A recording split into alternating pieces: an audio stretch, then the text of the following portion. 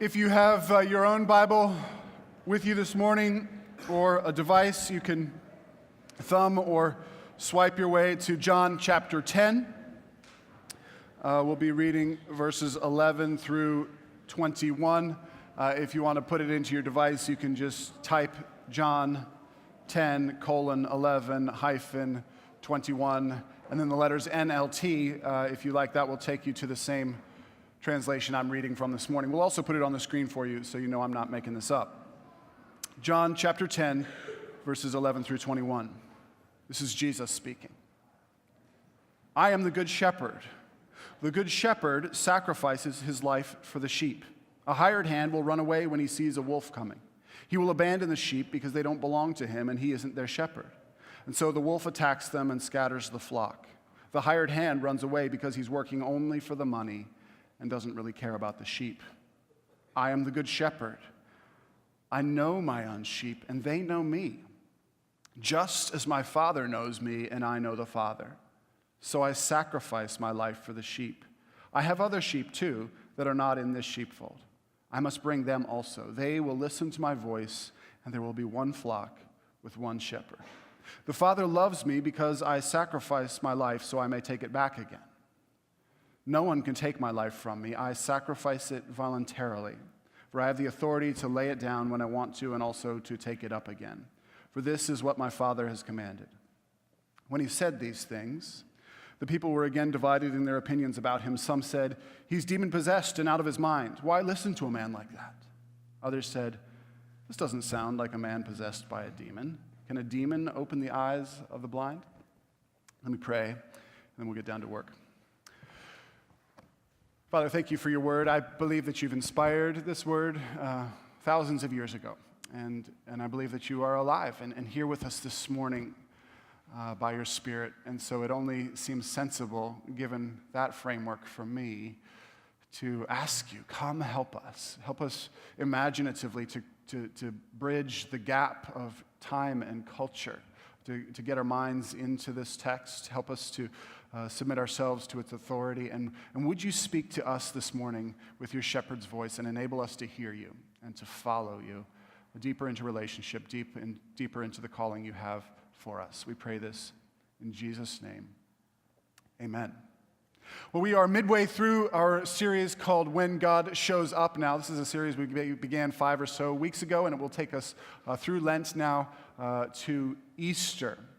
It's entitled God Shows Up because we are asking questions like, what does it look like when God shows up? Which might sound like a bizarre question to you. If you are remotely familiar with church world or Christianity, you'll know that Christians believe that God is omnipresent, that he's everywhere. He is spirit. He's not confined to space and time in the way that you and I find ourselves unhelpfully to be.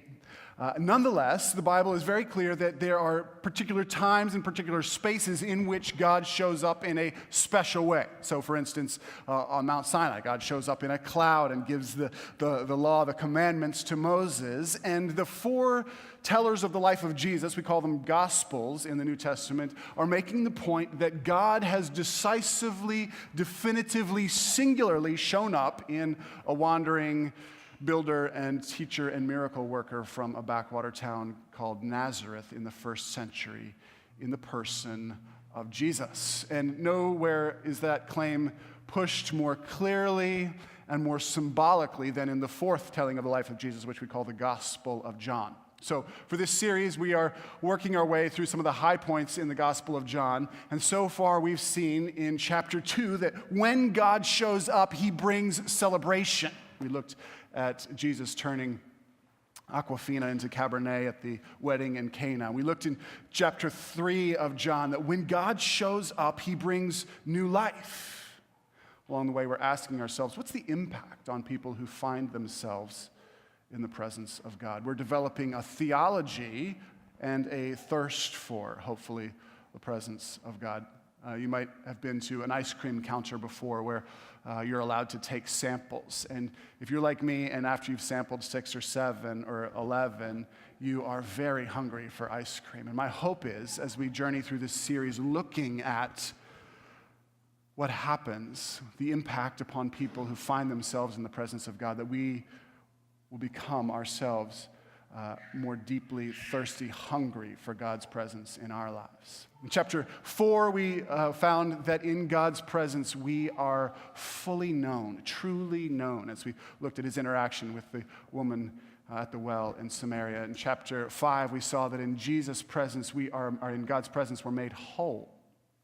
He healed a lame man on the Sabbath. And in chapter 7, we found that for those who come to the Lord in faith, he causes the Spirit, his Spirit, to flow out of our hearts.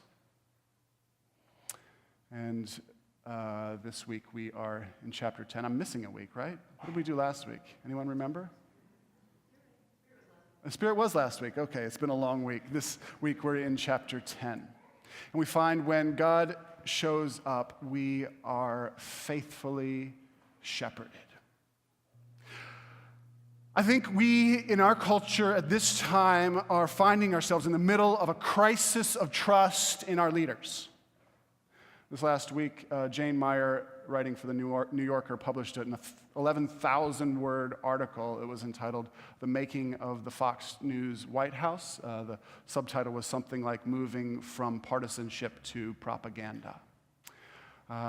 If you go to the other side, you search in Google Trends for the term fake news, and it spiked precipitously 2.5, 3 years ago. Both ends of our media spectrum are accusing the others of willfully, deliberately misleading people. Who can you trust? Which of our leaders are doing us right? The Me Too movement and the Black Lives Matter movement have both pulled back the curtain on devastating abuses of power from leaders, positions of authority, civic leaders, public servants, leaders in the arts and entertainment industry, and leaders in the community of faith. Who can you trust? This isn't any longer just sort of the postmodern suspicion of institutions and organizations. It is sharpening, I think. Do you feel it? It's sharpening to be a deep suspicion of our leaders. And often, it's a well-founded suspicion. Perhaps nowhere in our country felt more keenly than in our own city, Baltimore. Michael Harrison, new police commissioner, steps onto a greased slope where 5 police commissioners have occupied that office in the last 4 years during the era of the infamous Gun Trace Task Force. Some of you might have seen on Valentine's Day an article published by an English teacher at Frederick Douglass High School, which is just a few blocks west of here. Many of you work in our schools. Many of you advocate for our schools. And you too, my guess is, hear and feel this deep crisis of trust in our leaders. This is what that author said in his article in the Baltimore Sun. Do we have that article? I can pull it up and read it if we got it. I'll read it to you. Maybe it'll come up. We got it? This is what he says. Imagine learning, he teaches high school 11th grade English at Frederick Douglass. Imagine learning how to determine 2 or more themes or central ideas of a text and analyze their development over the course of the text. This is a Common Core required standard for reading literature at the 11th grade.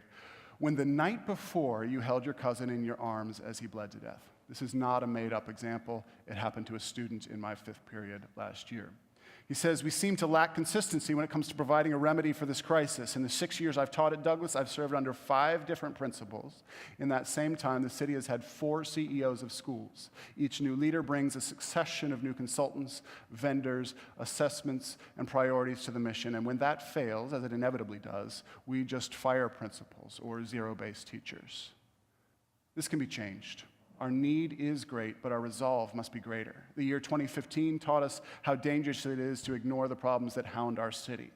I'll remember for the rest of my life walking my children to the bus stop under the belligerent gaze of M16 carrying guardsmen posed in front of armored Humvees occupying the strategic high ground around Mondawmin Mall. The message was clear. We will declare states of emergencies to protect property. when people are in crisis, we will continue to do nothing. Who can we trust? And I do hear the irony as I say this on a platform wearing a microphone. Who can we trust? If you've been with us for the last few weeks in John's gospel, you'll know that John loves playing with the images and themes of the Jewish festivals. Last week, we were in the Feast of Tabernacles, and at the steep risk of oversimplification, I said if Tabernacles is somewhat like in tone and taste our festival of Thanksgiving, then this week, as we look at the Feast of Dedication, it is somewhat like our 4th of July. We read in verse 22 of chapter 10, just beyond where I stopped reading, that this is occurring during the Feast of Dedication, better known to many of you as Hanukkah.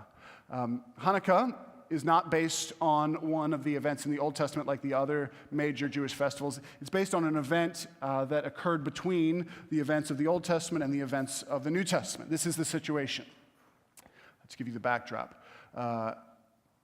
After Alexander the Great, control of Palestine fell to a dynasty of Syrian kings known as the Seleucids. And in 175 BC, there was a Seleucid king named Antiochus IV, or Antiochus Epiphanes, the God-manifested one. And he had spent some time in Rome himself, actually, ironically, as a prisoner. And nonetheless, while he was there, he became infatuated with Roman cultural ideology. And so deep and thoroughgoing was his infatuation with Roman cultural ideology that once he returned and had control over Palestine and the areas of sort of modern-day Turkey, Lebanon, Syria, he began this comprehensive program to establish Roman cultural norms and to eradicate any cultural dissenters or outliers. So thoroughgoing was this that he, I think in 175, set up a Roman gymnasium more or less adjacent to the temple in Jerusalem. So if you're trying to picture a Roman gymnasium, think naturist colony meets CrossFit Games happening right next to the temple in Jerusalem. And allegedly, some of the Jewish people here in the early 2nd century BC were so eager to integrate or sublimate into this homogenizing Roman culture that men reversed their circumcisions so as to blend in while at the gym. Antiochus was a motivated man.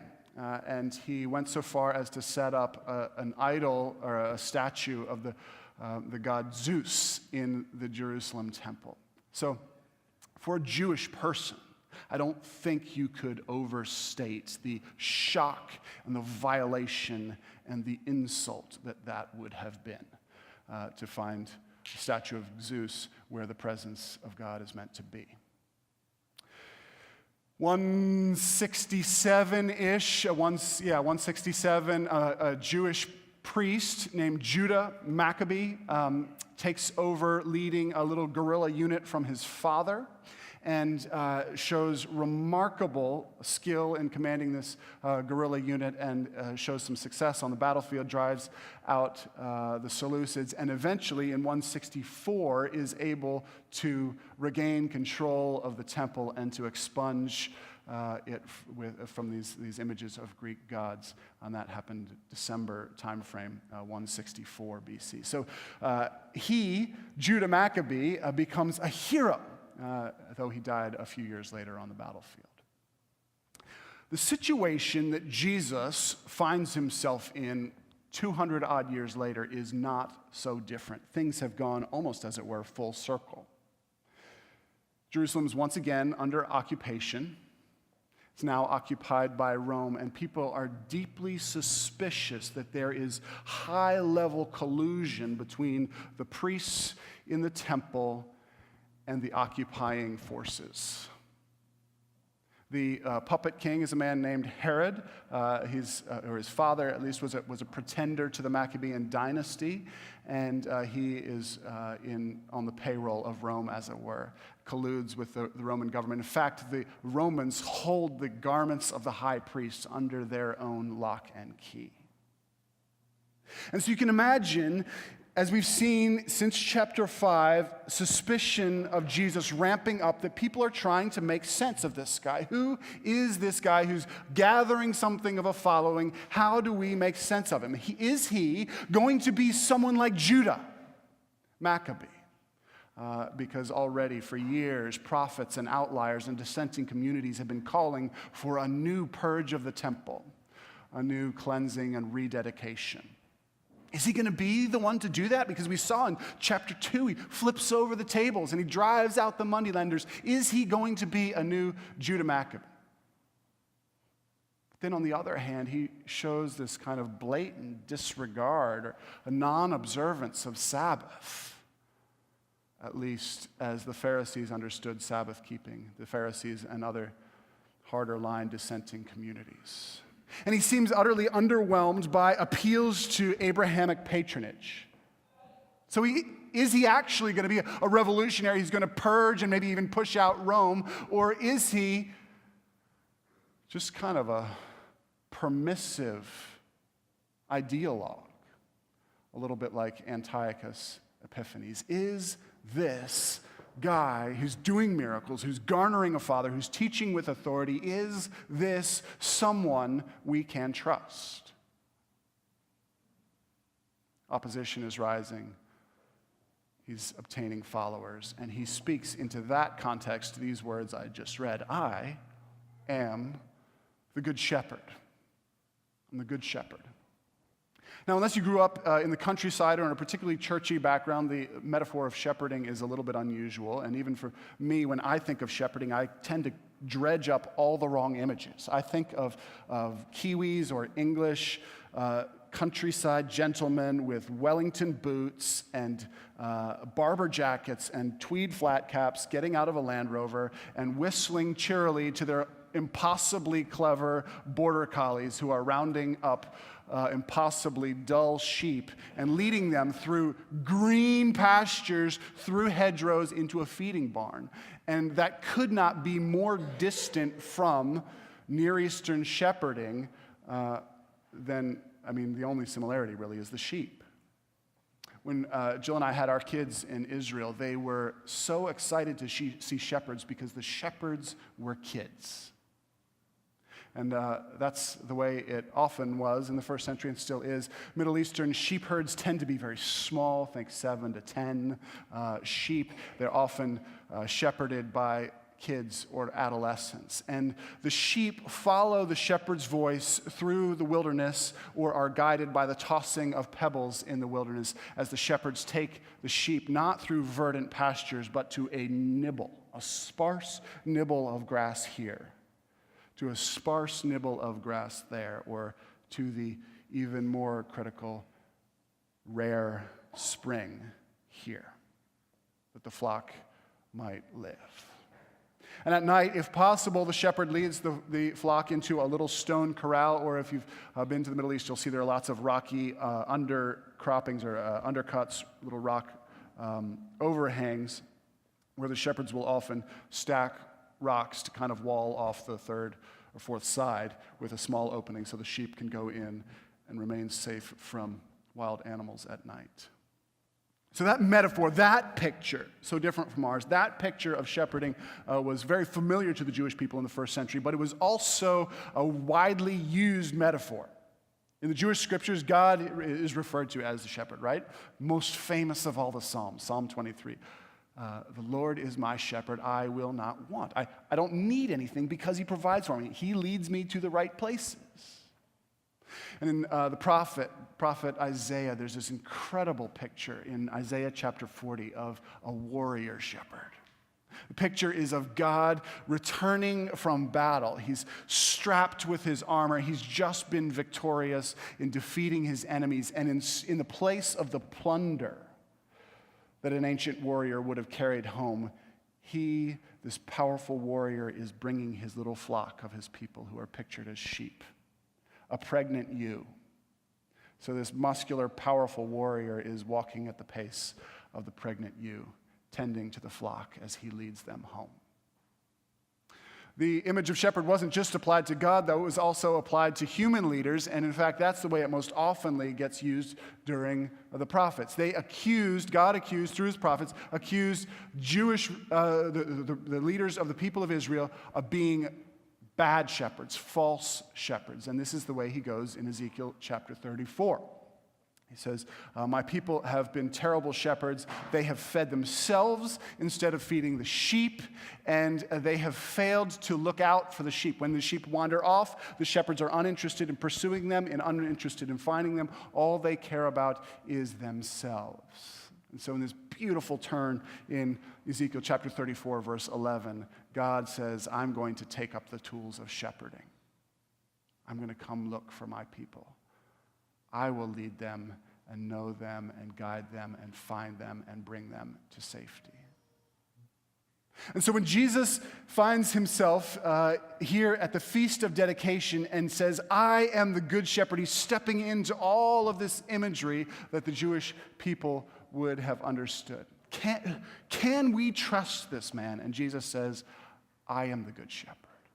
I am the good shepherd. And I want to unpack briefly two ways that he underscores that. He says, I'm the good shepherd. The good shepherd is someone who knows his flock and is recognizable by them.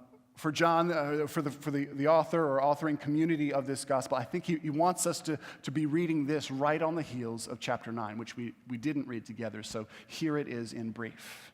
There's a man there's a man who's blind, and the crowds come up to Jesus and they say, who sinned? Did this guy sin or did his parents sin? Whose sin made him blind? And Jesus seems utterly uninterested in whose sin, if any sin, made this guy blind. And he just heals him on the Sabbath yet again.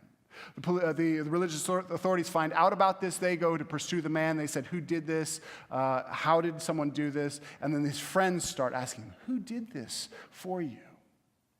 And the religious authorities, just like in the scene in chapter 8, are not so interested in this man who'd suffered blindness for years. Instead, they just interrogate him as a way of trying to impale Jesus on the horns of his actions. And so though they ask this man a bunch of questions, it's really clear that they don't actually know the man. And John is setting up this ironic contrast for us, that the blind man is now actually the one who sees. The formerly blind man is the one who sees, and those who claim to be able to see and those who claim to know exactly who has done right and who has done wrong here are in fact those who are blind.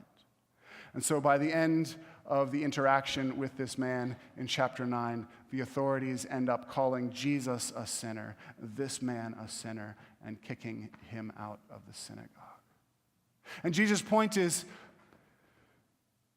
when these religious leaders wrote this man off, Jesus hears him, gets to know him, heals him, and then at the start of chapter 10, Jesus goes to find him afterwards. A shepherd is the one who knows his sheep, and he is recognizable by his sheep. There's a leadership guru writes for Forbes called Rob Asgar, and he has an article called 7 Signs You Are a Leader People Can Trust. And one of them is this. He says, you give people on the front lines more than a passing glance. He says, I remember specifically going to the funeral of one university vice president, and it stands out in my mind because it was so unusual. He says the funeral was thronging with janitors and support staff from the university who were amazed that this vice president of the university knew them and took the time to get to know them and didn't just blaze past them in the hallways because they were so used to people in positions of power and leadership only giving the time of day to those who could advance their careers. And here was a man who had known them and cared for them. Jesus says this is one of the marks of a good shepherd. He knows his sheep. That contrast, again, is set up for us in chapter 9, where the man's friends come to him, and they have a debate about, well, is this the same guy who was born blind? Well, yes, we knew him when he was a kid. They clearly know him. And the religious leaders, those who were meant to be shepherding this man, don't know him at all. But Jesus does. And this plays right into the major theme that we've seen running through John's gospel so far, that Jesus, right from chapter 1, he says to Nathanael, I saw you sitting under the fig tree before Philip called you. Jesus knows you. He knows who you are. He knows your story. He knows the details of your life, not in a way that's made to make you feel sheepish or ashamed or creepy. Remember his interaction with the woman at the well, and she ran home eagerly to say, come see the man who's told me everything I've ever done. Not ashamed, not judged, but known. We have a longing for that, don't we? For leaders who actually know us. We have a longing to be known in this cultural moment when we are more isolated perhaps than ever, despite all the ways we have of connecting technologically. There was an article the BBC ran last year about a new sort of setup in Japan called cuddling cafes, where you can pay someone to lie, fully clothed, lie in a bed next to you. And if you pay a little extra, they will roll over and look into your eyes and give you the impression that you are known. Jesus says, I'm the good shepherd. I know my sheep, and my sheep recognize my voice. The other thing we've seen that astonishes and ticks off the religious leaders so far is that the people responding to Jesus' voice are so often people on the outside. It's the Samaritan woman. It's the lame man at the pool of Bethesda. It's the blind man on the Sabbath. It's the people on the outside who hear the voice of the Good Shepherd, realize they are known, and respond to him. Second sign Jesus gives is, he says, I will lay down my life for my sheep, in verse 11 and verse 17. Again, this is playing into that contrast from Ezekiel chapter 34. The bad shepherds, the false shepherds, are just out for themselves. They're just in the position for what they can make of it. They're climbing on backs of others. And he says, no, the mark of a good shepherd, a true shepherd, is that he puts the good of others ahead of his own good. He will lay down his life for his sheep.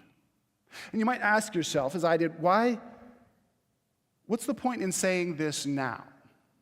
Like, if he's trying to establish trust with people who are doubting his identity and his credibility, why tell them now that he will lay down his life for his sheep, or that a good shepherd lays down his life for his sheep, when he hasn't done that yet? There's nothing to show. He can't point back, I'm dead. I've laid down my life, therefore here's my resume of laying down my life. He just says, I will lay down my life for my sheep. And I think that's interesting because you and I find ourselves in a sort of similar situation. Yeah, we can look at history books and we can see with a high degree of confidence that a man named Jesus in the first century, a wandering teacher, was put to death. No serious-minded historian doubts that. But you and I are still left with a question mark. Was that wandering Jewish teacher who was put to death in the first century, was he actually a conquering warrior who has become the good shepherd and has laid down his life for you? Like, was that death of a first century peasant for you? Was it for you? Was it in your place? Was it on your behalf? Was it for your good? And so this question of, can I trust you? Is this a leader I can trust? He leads us back to a question. It leads us into a journey of deepening our trust, because it's not just about garnering information. You'll remember, information gatherers like Nicodemus and I just want to be given an answer so we can make a decision, and Jesus doesn't permit that. In fact, Back in chapter 1, when John's disciples, two of them, peel off to follow Jesus after John says, "There goes the Lamb of God." They come to Jesus wanting to know more about him, more about what they can expect about him, and they say to him, "Where do you stay?" And his response to them is, "Come and see. Come and see." You can't know it all up front. It's a journey of deepening faith as you step into a relationship with Jesus. Is the trajectory that you see as you get to know him the trajectory of one who consistently lays down his life for his sheep? For a lot of Roman Catholics, the season of Lent often will begin with celebrating the Stations of the Cross. It's a practice of reminding ourselves that the one we follow laid down his life for his sheep. And so this season of Lent, as we're beginning it here at St. Mo's this Sunday, and we'll be in Lent for the next 4 weeks until Easter, you can undertake this journey yourself. Step deeper into following Jesus. From what you've seen in your relationship with him, is he one who lays down his life for you? If you're not sure, well then keep coming. Come on Sundays. Come to Alpha on Tuesday nights. But it requires coming to see. Is this one I can trust? In a moment here, Pastor Sam is going to lead us into the table. And as we head into the table, you'll remember a song lyric that I often quote that says this: "There's a hook in this meal. To receive this is to follow, and we don't always know where."